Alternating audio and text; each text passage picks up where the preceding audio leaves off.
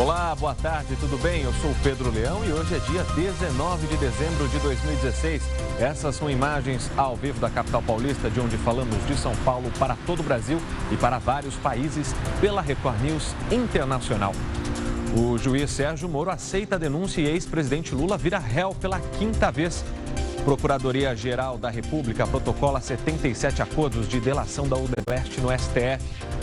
Tragédia com a chapecoense. Controladora de voo quebra o silêncio e diz que fez tudo o que podia para evitar queda do avião.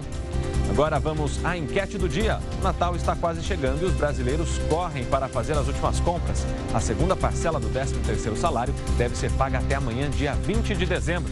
Diante disso, perguntamos: você vai usar o 13º salário para as compras de Natal? Divida a sua opinião com a gente, participe do nosso jornal, porque começa agora a segunda edição do Link Record News.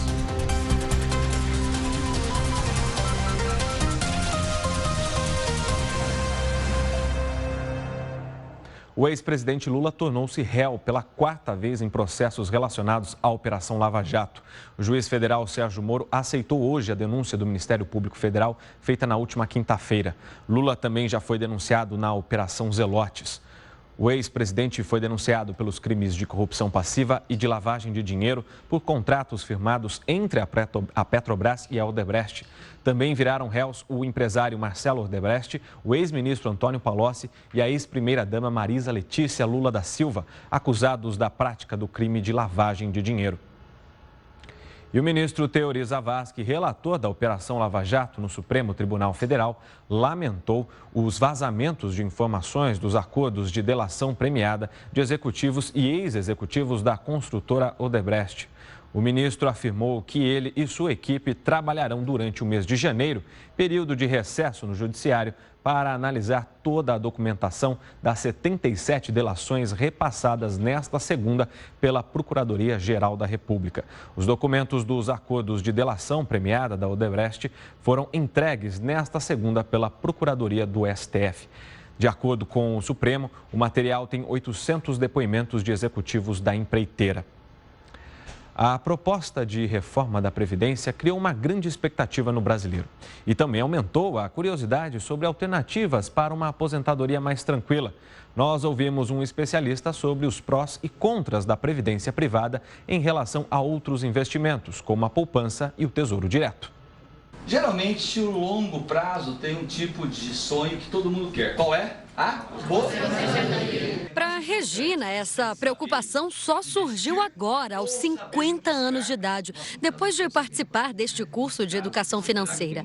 E para conseguir se aposentar aos 65 anos, ela definiu uma meta: vai poupar R$1.000 por mês. Para que eu invista de maneira mais assertiva e recupere, esse tempo que eu fiquei sem contribuir. Quando eu tenho 40, 50 anos, que é o caso da Regina, naturalmente as pessoas já desistem, mas não pode desistir. Na verdade, ela pode sim, aos 65 anos, se tornar aposentada sustentavelmente. Para não ficar pesado no bolso e conseguir ter uma aposentadoria confortável, o ideal mesmo é o trabalhador começar a poupar o quanto antes. É que não dá mais para depender da aposentadoria do INSS. A expectativa de vida do brasileiro aumentou, o número de aposentados também, mas o de contribuintes não. E aí a conta não fecha. Para quem quer se preparar financeiramente para a velhice, investindo pouco, este professor em finanças sugere a poupança. A partir de um certo momento, eu comecei a colocar 100, 200 reais lá por mês.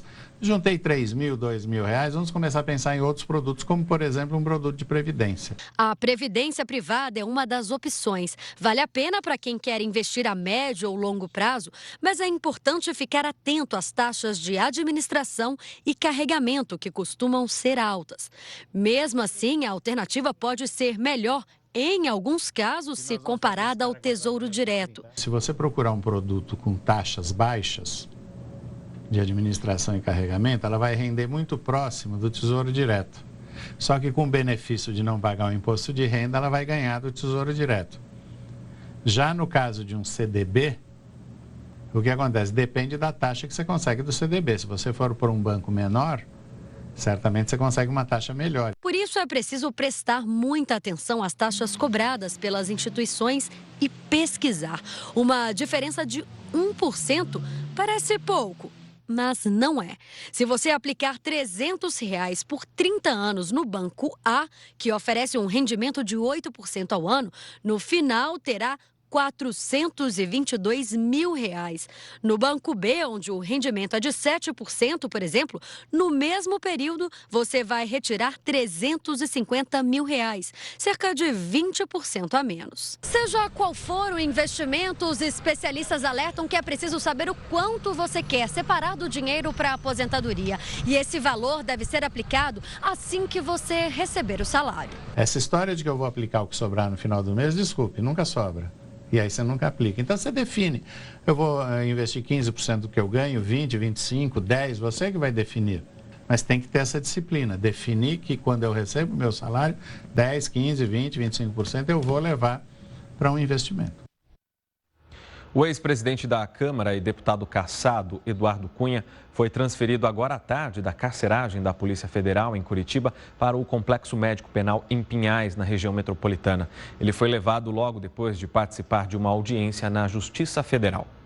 No presídio estão outros políticos envolvidos no escândalo da Petrobras, como o ex-ministro José Dirceu e o deputado cassado André Vargas. O PMDBista foi preso em 19 de outubro na Operação Lava Jato, na qual é réu por ter recebido propinas em um contrato da Petrobras. E um atirador abriu fogo em uma exibição de fotos e disparou contra o embaixador da Rússia na Turquia. Os relatos são de que Andrei Karlov está gravemente ferido e foi levado imediatamente ao hospital, de acordo com a imprensa de Ankara. O diplomata fazia um comunicado em uma exibição de fotos chamada A Rússia Vista pelos Turcos, quando foi acertado pelos tiros. As vendas na primeira quinzena de dezembro devem ficar abaixo do esperado.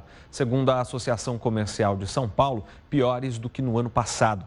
A saída de um Natal melhor em meio a essa crise pode estar nas compras de última hora. Cada trem que chegava, uma multidão.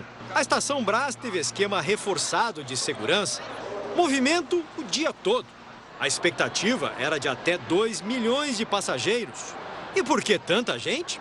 Hoje é a compra dos presentes, final de ano, né, chegando. E porque nesse bairro, o casal faz coro. Mais em conta, né? Mais em conta. Dá pra comprar mais peças de roupa para as criançadas. Todo mundo atrás de descontos. E o comércio apostando na reta final de vendas para ter um Natal feliz num ano de crise. Precisando conquistar consumidores mais cautelosos. Deu para comprar barato e pouco, selecionar bem, tem que valer muito a pena para levar. O Charles e a Kátia aproveitaram. Além de presentes, renovaram o guarda-roupa dos filhos. Os valores que a gente paga aqui, fora, num shopping, a gente pagaria 50% a mais ou 100%. Em outra região de comércio popular, na rua 25 de março, o movimento também começou cedo. Em muitas lojas com as melhores ofertas, o desafio era achar espaço para conseguir olhar os produtos. E a dificuldade começava antes, no caminho, para chegar até aqui. Calçadas cheias, rua também. Com o orçamento apertado, tem que sobrar disposição. A maratona da Graciele começou de madrugada, lá no Brás, que a gente mostrou no início da reportagem. E continuou na 25, mais de 12 horas. Ai, tô morto. A Silvia veio do interior a mais de 100 quilômetros e a viagem compensou. Ela comprou os 90 presentes que queria e calcula ter economizado uns R$300. Tô cansada, mas tô feliz. Valeu a pena? Valeu a pena. E diante dessa situação, a gente tem a nossa enquete do dia. Você vai usar o 13º salário para as compras de Natal?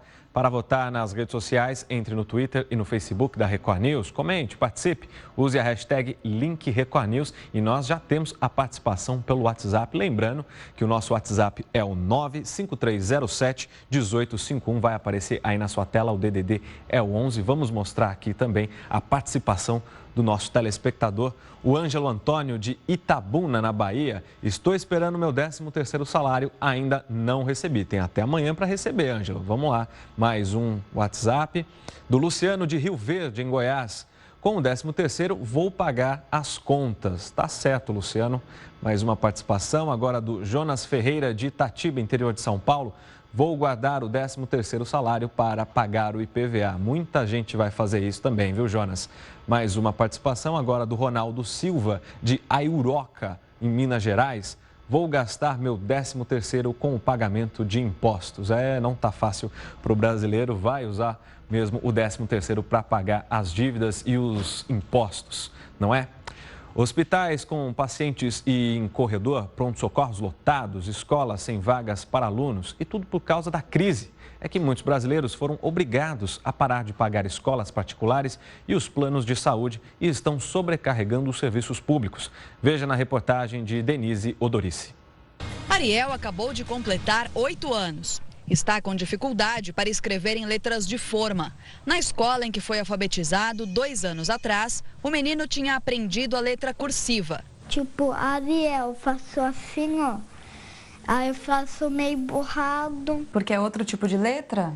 É. Esse é só um dos desafios que Ariel vem enfrentando com a mudança da escola particular para a rede pública no começo do ano. As professoras até recomendaram um acompanhamento psicológico devido à dificuldade dele para se enturmar. A mãe não teve escolha. Jennifer não conseguiu mais pagar a mensalidade de quase R$500 depois que foi demitida do emprego em dezembro de 2015. A ex-recepcionista também trancou a faculdade dela e teve que ir morar com a sogra. Impactou em tudo, até na mudança alimentar mudou. Porque como o Ariel era meu filho único, tinha muita questão de sair todo final de semana, pedir pizza toda semana. E sempre comer, sempre passear, isso já foi o começo da alteração. A família de Jennifer representa um fenômeno recorrente nos últimos meses. O último censo escolar mostrou que em 2016 aumentou em 23% o número de alunos que saíram das instituições particulares e se matricularam nas públicas. E muita gente que continua no ensino pago está engrossando a taxa de inadimplência. Atualmente, 13,2% das famílias estão endividadas com as escolas dos filhos. A migração do serviço particular para o público é um reflexo da recessão econômica no Brasil. São mais de 12 milhões de desempregados que foram obrigados a mudar os hábitos de consumo depois que perderam o poder aquisitivo. Além de roupas e passeios, essas famílias estão cortando até gastos básicos, como educação e saúde. Segundo este especialista, o desemprego é o ponto central da crise. Sem trabalho, os brasileiros consomem menos, prejudicando ainda mais a situação econômica do país. Além disso, grande parte da população está endividada. Hoje, 1/3 da renda da típica família classe média brasileira é utilizado para pagar dívidas, amortizações de dívidas, juros de dívidas, parcelas do cartão de crédito. 1/3. É muito grande esse valor. Então, veja, a família muitas vezes não tem condições de arcar com isso. Por quê? Porque a renda caiu. Jéssica também é um exemplo dessa realidade. A filha dela, Emanuele, tem 4 anos e há 3 espera por uma consulta com um neurologista. Difícil conseguir nos postos e hospitais públicos. Não tem prioridade, porque o que mais tem é idoso, então eu fico na fila esperando. Então em consulta, você marca para 10 horas, vão te atender 11 horas, nunca é no horário. Se você vem desprevenido, você tem que vir com multa na bolsa. A menina foi diagnosticada com hidrocefalia na época em que Jéssica ainda conseguia pagar por um plano de saúde.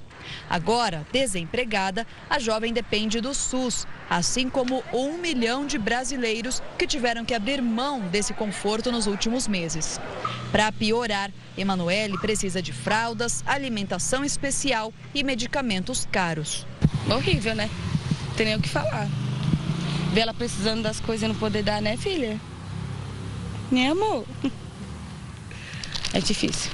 Para quem está esperando boas notícias no ano novo, aqui vai um conselho. Melhor continuar em alerta e controlar os gastos ao máximo. 2017 ainda deve ser um ano difícil para as finanças. Infelizmente, o cenário não é bom.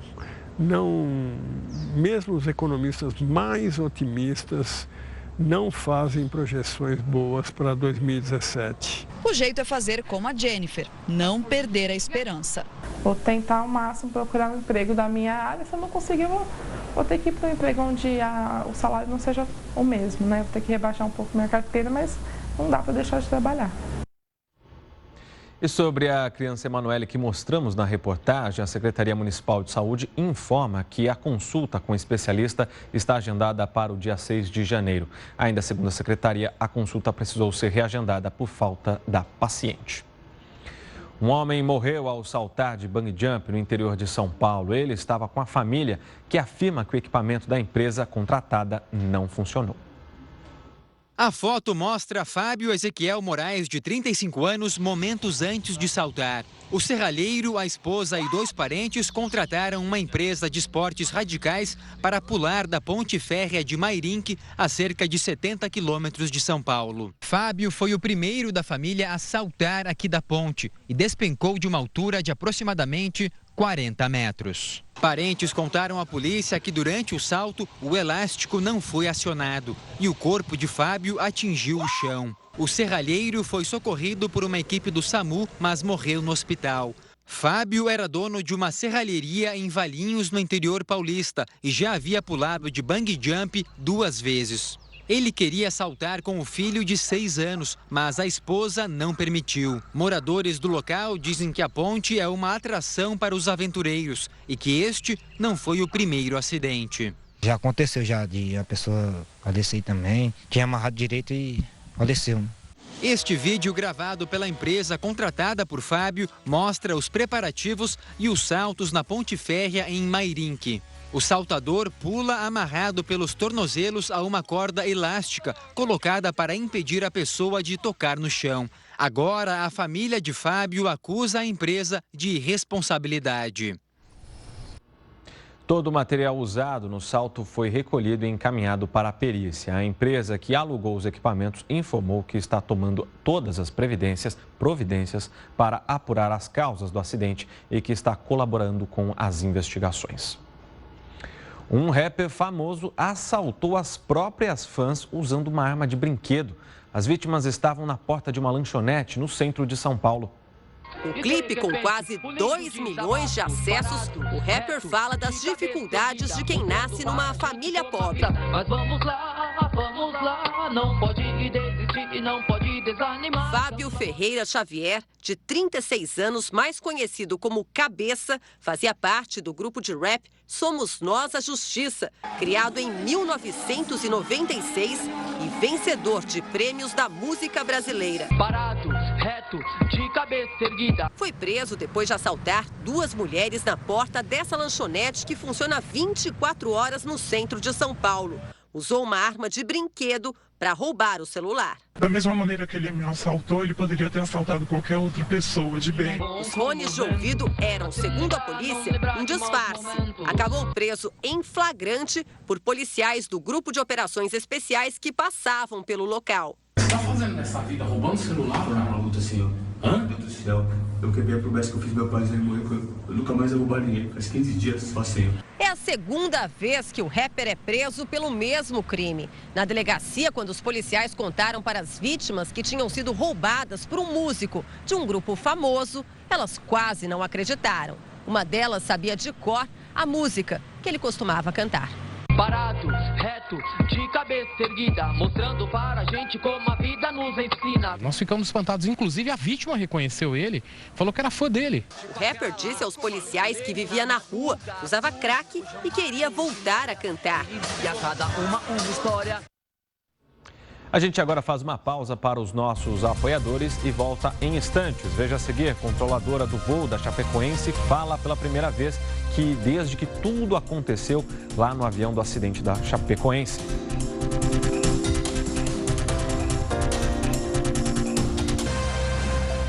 Link Record News de volta, agora 3 horas e 24 minutos. A FUVEST, responsável pelo processo seletivo da USP, divulgou hoje a lista de aprovados para a segunda fase do vestibular. Foram convocados 22.869 candidatos para a segunda fase. Na edição do ano passado, a instituição convocou 25.967 candidatos. De acordo com a FUVEST, essa redução de convocados acontece porque no ano passado o total de vagas era de 9.568 e este ano são 8.734 vagas para cursos da USP e 120 para o curso de Medicina da Santa Casa de São Paulo. As provas da segunda fase serão nos dias 8, 9 e 10 de janeiro e as provas de habilidade específica entre os dias 11 e 13 de janeiro. O piloto do avião da Chapecoense, que caiu na Colômbia, causando a morte de 71 pessoas, não tinha as horas de voo necessárias para voos comerciais. A informação foi revelada pelo advogado de um dos copilotos, que também morreu no acidente. E a controladora de voo, que tentou orientar o pouso da aeronave, conversou com a equipe do Domingo Espetacular. É ela quem aparece na gravação do último contato do piloto com a torre de controle. Yanete Molina é controladora de voo há 22 anos. Essa foi a primeira vez que ela enfrentou um acidente aéreo. Na verdade, nunca me ocorreu um evento dessa magnitude. Na noite da queda do avião, era Yanete quem estava na torre de controle do aeroporto José Maria Córdova, de Rio Negro, na Colômbia. O áudio da conversa entre a controladora e o piloto da LAMIA, Miguel Quiroga, foi divulgado no dia seguinte ao acidente. Señorita, Lima India 2933 está em falha total, elétrica total e combustível. Está libre de operable lluvia sobre la estación Lima India 933, bomberos alertados. Vectores, señorita, vectores a la pista. La señal radar se perdió, no lo tengo, notifique rumbo ahora. Rumbo 360. ¿Qué altitud tiene ahora? Yanete passou a receber mensagens de intimidação pelas redes sociais. Como é que você ficou depois das ameaças? No princípio foi muito difícil, mas me deram muito apoio, assistência com psicólogos. Em geral, estou bem nesse momento. Quanto às ameaças, eu não sabia exatamente de quem vinham. Eu não conhecia essas pessoas. A controladora de voo está de férias, mas diz que pretende voltar ao trabalho. Para os brasileiros, especialmente para as famílias das vítimas, Yanete envia uma mensagem. Agradeço a todos os irmãos brasileiros pela solidariedade e pelo apoio que tenho recebido. Espero que tenham absoluta tranquilidade que fiz todo o humanamente possível e o tecnicamente obrigatório. Utilizei todos os meus conhecimentos e minha formação para que tudo saísse bem. Espero algum dia estar aí e dar o meu apoio e minha solidariedade e dizer que sinto muito. Que lo siento mucho. Voltamos a falar sobre o atentado contra o embaixador russo Andrei Karlov. Um desconhecido disparou contra a autoridade em visita a Ankara, na Turquia. Segundo a imprensa local, outras 3 pessoas ficaram feridas e o atirador foi morto. O diplomata foi atingido pelos tiros ao visitar uma exposição na capital turca e foi encaminhado ao hospital em estado grave, segundo a embaixada russa. De acordo com a agência Reuters, o desconhecido entrou na galeria com uma identificação da polícia e atirou contra o embaixador durante o discurso. Um avião do Ministério da Defesa russa caiu com 39 passageiros a bordo. De acordo com o governo, todos os ocupantes da aeronave sobreviveram. 16 pessoas ficaram feridas, sendo 3 em estado grave. A aeronave partiu de Kansk, na Rússia, e caiu na Sibéria Oriental. Um porta-voz do serviço de emergência diz que uma falha técnica ou as más condições do tempo podem ter sido as causas do acidente. O Ministério da Defesa anunciou que enviou um avião especial ao local para transportar os feridos a Moscou e São Petersburgo. A retomada da retirada de civis e rebeldes do reduto rebelde de Alepo foi adiada pelo governo. A decisão foi tomada depois de um ataque de homens armados a 20 ônibus que removiam civis de 2 cidades xiitas pró-Assad, a 60 quilômetros de Alepo.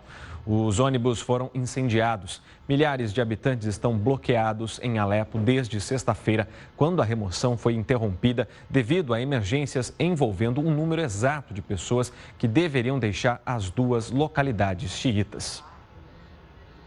E a poluição na China chegou a um nível tão alto que estradas foram fechadas e voos cancelados devido à falta de visibilidade. É o que mostra a correspondente na Ásia, Cíntia Godoy. O governo emitiu o alerta máximo de poluição. Em Tianjin, a neblina densa causou transtorno em rodovias. Em alguns pontos, a visibilidade não passava de 40 metros. Pelo menos 1.200 fábricas ao redor da capital Pequim estão proibidas de funcionar. O número de veículos nas ruas também foi limitado. Escolas em dezenas de cidades foram fechadas e as autoridades estão impondo medidas de segurança para tentar minimizar os efeitos da fumaça tóxica. As grandes vilãs são as indústrias que utilizam a queima de carvão, explica esse especialista do Greenpeace. Enquanto isso, a população tenta se proteger da forma que pode. O alerta, que foi anunciado na última sexta-feira, deve continuar até a próxima quarta e vale para outras 21 cidades, além de Pequim. A primeira vez que o governo chinês emitiu um alerta vermelho de poluição foi em dezembro de 2015. Um ano se passou e os chineses ainda lutam contra a péssima qualidade do ar, que, segundo especialistas, é a causa de quase 1 milhão de mortes prematuras no país todos os anos. Vamos abrir espaço para a interação aqui no Link Record News. Na nossa enquete do dia, nós perguntamos se você pretende usar a segunda parcela do 13º salário para comprar presentes neste Natal. E nós temos já a opinião de alguns internautas, alguns telespectadores, que a gente vai mostrar agora, as mensagens que chegaram pelo WhatsApp. Vamos botar aqui na tela a Ângela de São Paulo. Nem 13º eu tenho, sou autônoma, o negócio é deixar as contas em dia. Tá certo, Ângela?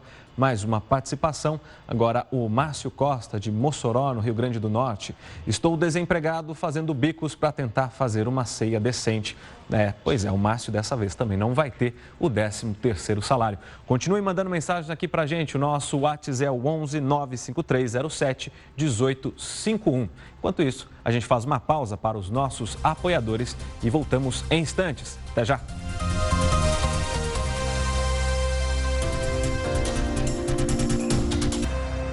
Link Record News de volta com a informação de que, após disparos de um desconhecido, o embaixador russo Andrei Karlov morreu a caminho do hospital, segundo uma agência de notícias turca. Ele foi atacado em uma visita a Ankara, na Turquia. Você vê imagens da CNN no momento em que o atirador está dentro da exposição de fotos onde estava o embaixador russo. Segundo a imprensa local, outras 3 pessoas ficaram feridas e o atirador foi morto. De acordo com a agência Reuters, o desconhecido entrou na galeria com uma identificação da polícia e atirou contra o embaixador durante o discurso. A gente reprisa aí as imagens, você vê o momento em que esse criminoso, esse homem não identificado ainda, entrou nessa galeria em Ankara, na Turquia, e acabou ferindo, segundo uma agência turca, mortalmente o embaixador da Rússia na Turquia. A qualquer momento nós vamos voltar com mais informações assim que elas forem chegando à nossa redação. As grifes de luxo são os alvos preferidos dos falsificadores. Há réplicas tão bem feitas que enganam até especialista. Na lista das maiores e melhores falsificações está um objeto de desejo das mulheres, as bolsas. Com uma câmera escondida, nossos repórteres flagram a venda ilegal de bolsas de luxo nas principais áreas de comércio de São Paulo. De lojas populares do centro até shoppings da Avenida Paulista, o coração econômico de São Paulo. Uma dessa daqui, por exemplo, um pouquinho maior que essa, está na faixa de quanto? 1.400. 1.400. Quanto tá, preta? 1.600. 1.600. Numa estratégia para disfarçar as falsificações, os vendedores classificam os produtos como cópia, réplica ou réplica top. Essa é 900, essa é top. A réplica top é a mais sofisticada, muito parecida com as bolsas verdadeiras. A maioria vem da China. Uma original não dá não. É isso? Ela usa como é original. Sim. Igualzinho. Uma bolsa original de uma daquelas marcas de luxo pode custar mais do que um carro popular. Mas quem quiser apostar numa réplica top também vai pagar caro. Chanel, 1900, 2500, 2900. Mas por que gastar tanto dinheiro com bolsas? Eu acho que deixa a gente mais elegante, mais bonita. E para ter esse diferencial, muita gente sonha com as grifes de luxo. O problema é que nem todo mundo pode pagar por elas. Esta professora, fã das réplicas top, não quer ser identificada. Ela também aposta nas bolsas para montar looks especiais. E aqui tem muitas que são de grifes famosas, conhecidas no mundo inteiro. De grifes não, são réplicas, mas de primeira linha, que aí ficam mais parecidas com as originais, né? Sim, com certeza. São réplicas de primeira linha e que muitas vezes confundem as pessoas achando que elas realmente são originais, mas que tem um preço bem mais acessível. E você deixa as pessoas acreditarem que isso é verdadeiro ou para algumas você conta, para outras não? Como é que é? Se a pessoa me perguntar, eu digo a verdade. Não, é uma réplica. É uma réplica, eu não vejo o menor problema de falar a verdade, né? Que não é uma bolsa original. Se é uma boa bolsa de qualidade, um preço acessível, por que não comprar? Ela acredita que usar grifes famosas a torna mais poderosa. Pela imagem que se vende de ser uma mulher poderosa. E toda mulher quer ser poderosa. Mesmo usando uma coisa falsificada. Mesmo usando uma coisa falsificada. A bolsa mais cara da coleção custou cerca de R$300. É uma coisa inconcebível uma bolsa custar 20, 30, 50, 100, sei lá quantos mil dólares. Eu acho que eu não consigo entender a verdadeira razão, o porquê disso, né? Essa você paga R$100. E você vai comprar numa loja uma original, você vai pagar muito mais que 1.000. O modelo original pode custar R$14.000. Para a socióloga, o atrativo das falsificações vai além do desejo de ter algo caro. Passa pela aceitação e aprovação da sociedade, que valoriza muito o consumo. A maioria das pessoas, elas são movidas pela sensação e o desejo de inclusão social. Para que haja a suposta inclusão social, o produto falso tem que parecer original. Eles investem cada vez mais na qualidade até da falsificação. Para o presidente do Fórum Nacional contra a Pirataria e a Ilegalidade, em época de crise, os produtos falsos ganham força.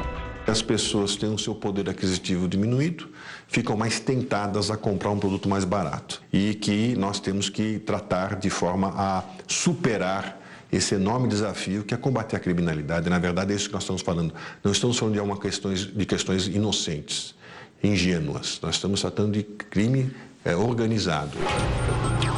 Vender ou comercializar produtos falsificados é crime. A punição pode ser de 3 meses a 1 ano de cadeia. A indústria e o comércio perdem, em média, 79 bilhões de reais por ano com produtos falsos. E o Estado deixa de arrecadar 36 bilhões de reais em impostos. E nem é preciso sair de casa para encontrar réplicas de bolsas e relógios de grife. Pela internet, há vários sites que anunciam as falsificações. Mas aí o consumidor pode ser enganado pela foto. É que às vezes o anúncio traz o produto original. Mas nem tudo é falso na internet. O site da Patrícia tenta evitar que o consumidor seja enganado.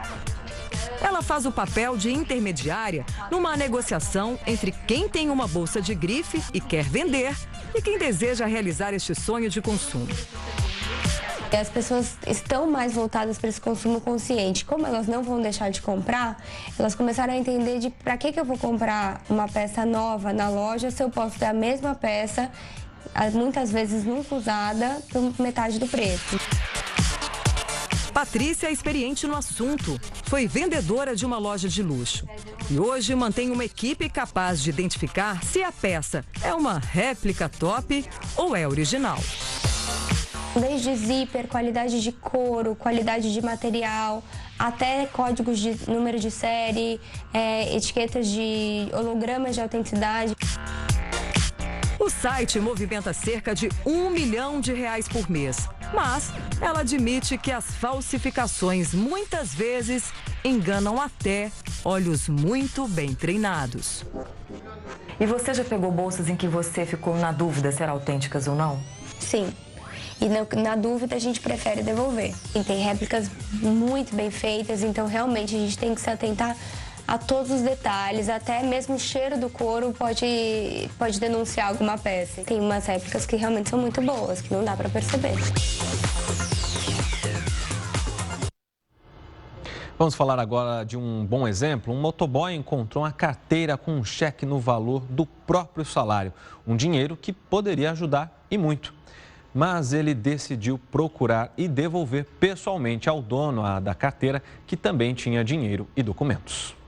Foi assim, andando pelas ruas de Ceilândia, que o motoboy de pet shop, Francisco Lima, encontrou essa carteira no chão de uma das principais vias da cidade. Eu estava vendo Penoche, que eu tenho um cliente lá no Penoche. Quando eu chego aqui, eu vejo uma carteira ali no chão. Aí eu vi o Golf passando por cima da carteira, aí eu corri, peguei a carteira, achei que era do motorista do Golf, fui atrás dele, ele parou ali na frente, eu perguntei pra ele se a carteira era dele. Ele falou, não perdi carteira não, eu segui em frente. Quando o seu Francisco chegou na loja onde ele trabalha, ele abriu a carteira e viu que dentro dela estavam todos os documentos, um cheque no valor de R$ 1.500, uma quantidade em dinheiro que ele não contou, ele preferiu não mexer, e viu também que havia alguns cartões com os números. Ele ligou para esses números, mas não conseguiu encontrar o verdadeiro dono dessa carteira. A pessoa que perdeu a carteira também se chama Francisco, é xará do motoboy. O trabalhador ganha, em média, R$ 1.500 por mês, exatamente o valor que está no cheque que foi encontrado. O dinheiro, se não tivesse dono, ajudaria muito. Mas ele disse que, em nenhum momento, pensou em ficar com o que não é dele. O dinheiro não é meu. Aí eu tenho que devolver para o dono. Em meio a tantos escândalos de corrupção que assolam o país, Francisco quer mostrar que é possível fazer diferente e que a dignidade vale muito mais do que qualquer valor em dinheiro. O motoboy não quis entregar a carteira para a polícia. Diz que prefere entregar diretamente para o seu xará. A responsabilidade vem na minha mão, então eu tenho que passar a responsabilidade para o dono. É o meu papel de cidadão honesto, é isso aqui. A venda de celulares no Brasil vem caindo, segundo a Associação Brasileira da Indústria Elétrica e Eletrônica. Ao invés de comprar um aparelho novo, muita gente está optando por consertar o antigo e o movimento nas assistências técnicas vem aumentando. Aparelho desligado nas mãos, sem uso, é mau sinal. Faz falta, que a gente acostuma a usar, né? É a hora que precisa, está quebrando, atrapalha. O jeito é correr atrás de conserto, mas prepare-se para encontrar fila de espera. É gente demais atrás dos serviços de assistência técnica. Já houve um tempo em que muita gente não dava a mínima quando acontecia algo mais ou menos assim com o aparelho. Chega até a dar pena desse, né? Na verdade, era um excelente pretexto para atualização, o que significava correr para a loja e comprar um aparelho novo, bem mais moderno. Mas, como eu disse, já foi esse tempo.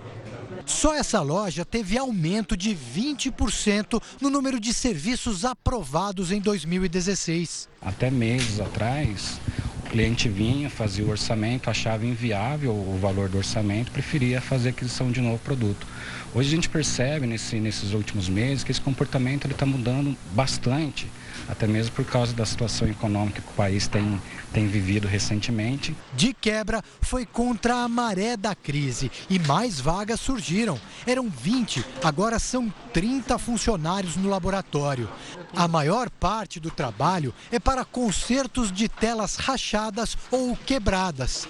O reparo custa entre 30% e 40% o valor do aparelho.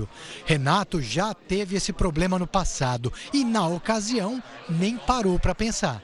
Acabei não analisando as condições de mercado, nem orçamento. Acabei trocando por um outro aparelho. Mas como os tempos mudaram, o celular deixou de ser prioridade para ele. Pagou R$ 790 do conserto, em vez dos quase 2 mil por um aparelho novo. Eu vejo que o aparelho é uma necessidade de trabalho, não uma coisa que eu tenha que ter por luxo. Se fosse antigamente, seria um luxo. Um aparelho mais moderno, mais novo. Se reinventar num momento de crise é o que faz um vendedor de motos de Brasília. Para manter a loja, o dono tem apostado na criatividade. Ele faz pequenos eventos para chamar a atenção dos clientes. Vamos ver.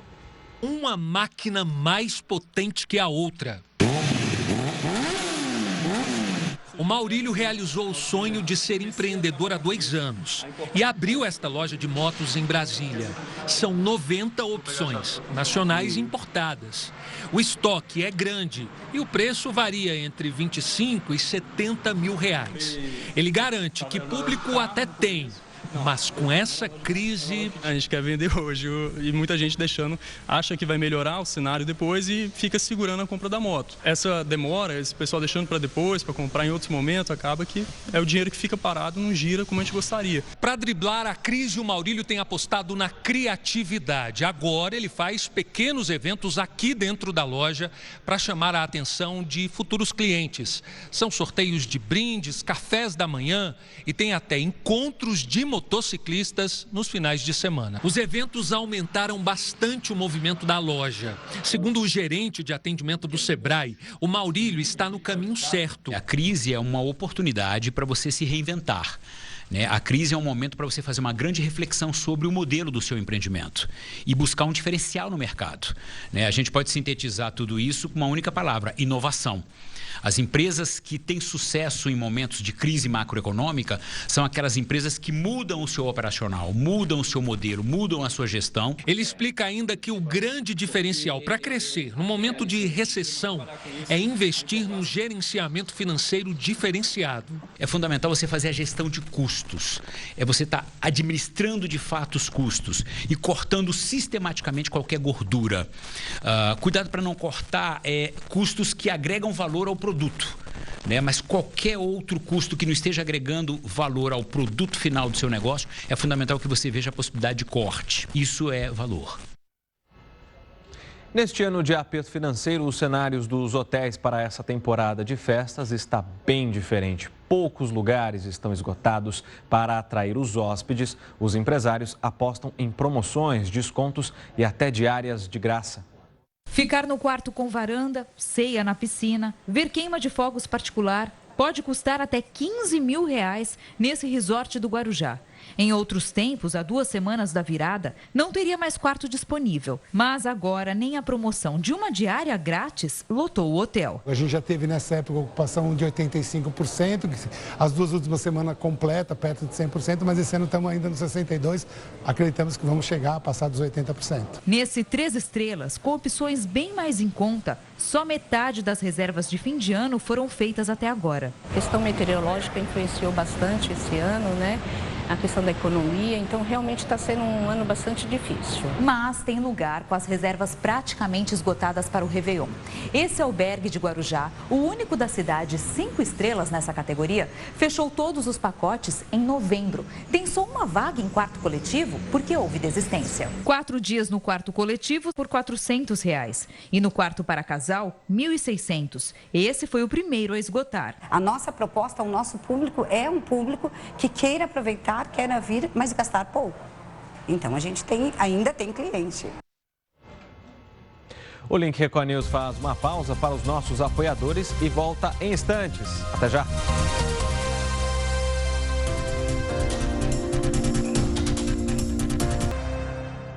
Três horas e 57 minutos, hora de abrir espaço para a sua participação aqui no Link Record News. Na nossa enquete do dia, nós perguntamos se você vai usar a segunda parcela do 13º salário para comprar presentes de Natal. E nós recebemos algumas mensagens pelo nosso WhatsApp. Nós vamos mostrar agora aqui na tela.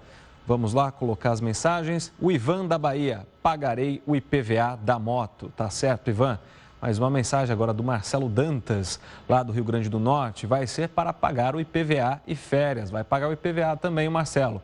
Valeu, Marcelo, pela sua participação. Agora o Everton Senna, de Recife, no Pernambuco. Em Pernambuco, vou guardar para pagar as contas normais de início de ano e agora com uma novidade aqui em Pernambuco, o adiantamento da cobrança do IPVA. Tá certo, Everton? Muito obrigado pela sua participação e você pode continuar mandando mensagens aqui para a gente através do nosso WhatsApp. O telefone é o 95307-1851, o DDD é o 11. Também use as nossas redes sociais, o Twitter, o Facebook, com a hashtag LinkRecoaNews. A nossa enquete continua aberta e amanhã vamos continuar com este assunto. Os produtos que prometem limpeza profunda do cabelo estão entre os mais vendidos nas lojas especializadas. O chamado detox capilar pode ser feito em casa, mas para não errar na dose, é melhor consultar um dermatologista antes. Diane sofre com o cabelo oleoso. Para dar um aspecto mais limpo, ela lava todo dia. Minha raiz é oleosa, extremamente oleosa. Eu já tenho um problema porque eu faço progressiva, então ela fica mais oleosa ainda.